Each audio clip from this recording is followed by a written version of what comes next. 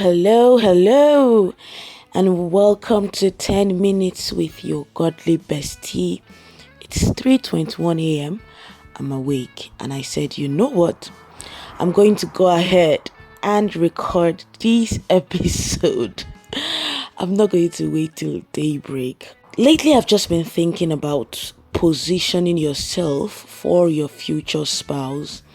And I really think that as Christians, we don't have these conversations enough. We tend to focus on those who have already found their spouses or those who are already in relationships. And then those who are in between trying to navigate, that transition into not being a single, if you get what I mean. We tend to leave them in that gray zone. And so today's episode is for those set of people. And I've been thinking about the book of Ruth so much, especially because when you grow up in the church or when you've been in the church for so long, you would not find statements like this unusual where they say things like, oh, join choir, serve God, put yourself in a position where people can see you. So that you can be chosen. The sad thing about it is when the motive is not right, then you offer a gift that is not completely, acceptable before God. And it was something that God showed me last year. And I decided that, no, if I'm going to serve God, I'm going to serve God. If I cannot do it, I cannot do it. If the motive for going into that ministry is so that I can be noticed by somebody, then the service is no longer acceptable, right? Secondly, when we do that, we put God in a position of, oh, I have to do something to receive something from him. And then we don't recognize the place of God being our Father, where we don't need to do anything to deserve anything from him. Yes, we do things because we love him, and that is the motive for anything that we do. We love him, we love his house, we love his kingdom. We love his presence, we love his purposes. Those are the things that drive us. And not because, I want to be in this ministry so a man can notice me. What happens is this: when people are not in those ministries or they're not in those departments, and their lives are getting sorted out, we begin to think what is wrong. We begin to resent these people, begin to talk behind their backs, we begin to say nasty things about them because what we don't understand, we now begin to judge or become jealous of. Quite sad, but anyway, straight to the point. So I began to think about Ruth, and I must say that the book of Ruth was something that guided me in positioning myself for my future spouse. And I felt there would be at least one person out there who would listen to this and really receive the light and the understanding of what I'm going to share, and they'll be willing to put this into practice. So Ruth was going about her business. She wasn't looking for a husband. She was a widow. She just wanted to take care of her mother-in-law, which I think is number one.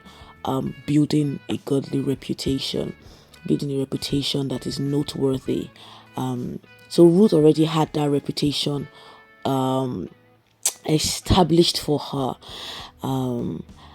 and which I think is important to note. The thing is, people are going to say things about you. People are going to say things that may not be right. But let those who have had, actual experience with you be able to say, no, this person is actually a good person. So that was the first thing. Because if you notice, Boaz had said, I have heard a lot about you, and I've heard how you've treated your mother-in-law with kindness. You're dwelling with strangers. So that will be number one. Build a godly reputation. Let it be that people know you for kindness. Let it be that people know you for loving people. Let it be that when you love people genuinely, you don't love them because of what you can get from them, but that you do it without expecting anything. That is number one. See, when you sort that out, the man will hear of you. It's inevitable. And don't hide your goodness. Don't say, oh, I don't want anybody to notice me. Let them notice you. It's okay if you're on the lips of people. All right? Let them notice you. So that is number one. The second thing I would say that you should do is be very hardworking. Build your life. So when she came into Israel with her mother-in-law, she wasn't, she knew that, okay, I need to do something. I need to get up and do something with my life. I need to take care of my mother-in-law. And so I feel like a lot of Christian ladies, stop at this level. They stop at this level. And they never really, what's the word? Go to the next level that I'm going to talk about. But yeah, be hardworking, work hard, because it was also said about her, the servant said about her, that, what's that again? He said about her that she'd been working all day. Yes, she had been working all day, all of that. So be ambitious, pursue your dreams. You have businesses, do them well. You work corporate, desire promotion and increase, a different job, financial increase, network, build your life, which I think a whole lot of Christians, I think as many who are even listening to this, have done or are doing. So this is the level where they stop at, and they never continue to the next level, which holds the secret I'm about to share. Now, while you're going about your daily duties, interacting with people, serving in God's house, make sure your mind is alert. One of the ways to make your mind alert is to have a checklist of what you want. And let that checklist be guided by the Spirit. When I say guided by the Spirit, stop looking for somebody who has 6 abs, right? There is nothing wrong with writing those things, because I wrote mine and I put that I want a specific kind of facial feature that I wanted in a man that I found attractive, right? It didn't mean that if God bypassed that, I wouldn't have still said yes to this person. So I make sure that physical attributes were like on the lower, level, lower tier, despite the fact that I desired it. And I wrote everything down, such that when this person comes, it was easy to identify them. This list also helped to guide me whenever somebody came, showed interest, or somebody was around me and I was beginning to crush on them. I could go back to that list to actually check if this person aligned. You know what? Maybe I should share my checklist very soon. I think I should share my checklist very soon. Maybe in the next episode. Yeah. And so I was alert. So men were coming around. You make friends in church, in your department, at office, on the road, etc. Because obviously I'm friendly. I'm building a godly reputation. I want to be seen as someone who is kind, approachable, all of that. And then obviously my mind was on the lookout. My mind was just on the lookout. I wanted somebody who will support my dreams. So the moment I'm talking with you, sharing my visions, etc., and I see that you're looking down on it, you're not impressed, I just know, cancel.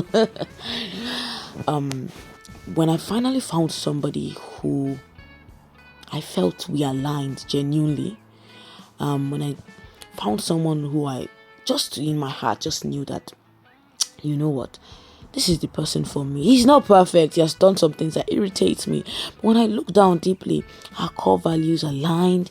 We've had conversations, really good conversations, and I was quite impressed. I knew this person was not faking it. He was as plain and open. He wasn't trying to impress me. Right? What did I do? I became this person's friend. This is where the secret is. I became this person's friend.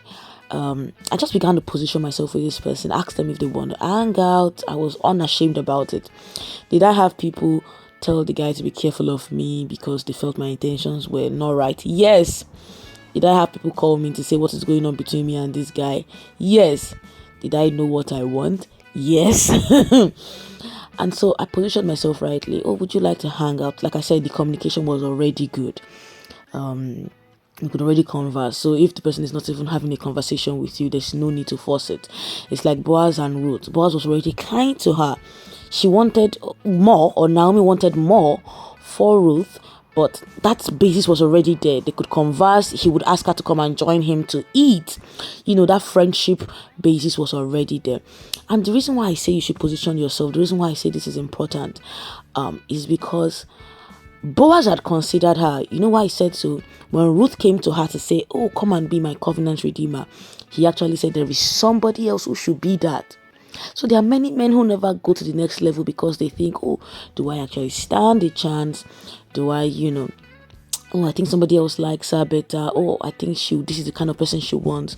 With this particular guy, I think I had to tell him, hey, do you know you check my list?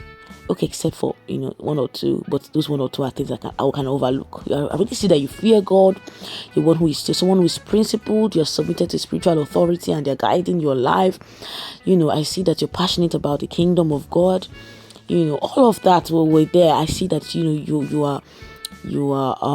find what's the word now, you desire to have a family, all of that. And I said to myself, I had to tell him. I didn't want to tell him. I was just going to keep quiet because I'm like, no. There's no way I'm going to bring myself down. I've brought myself down enough. And then I was praying to God. I said, God, I sense in my spirit that this man is the one for me. But, and then God was like, tell him that this. I call him to a meeting. I'm like, God, this. And so I feel like they don't tell Christians